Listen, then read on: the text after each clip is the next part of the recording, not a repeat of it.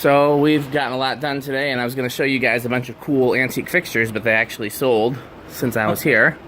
There's Grant putting together a hunter. Let's see here. Back here, a Summer Breeze, a U42 that we just haven't had a chance to put together yet. Glass housing thing, that thing. Another Summer Breeze. In fact, let me put this switch housing with that glass housing thing so if anybody else gets to it.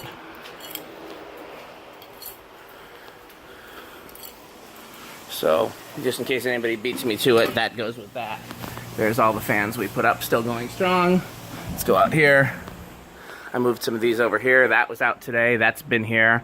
That's new. That's been here. That's new. That's new. That's been here. SMC made hugger.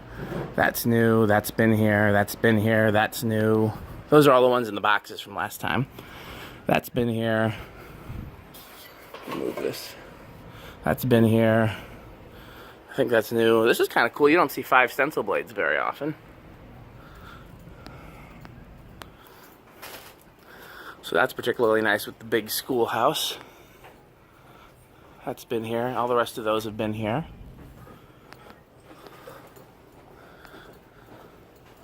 That's been here, and that's still here.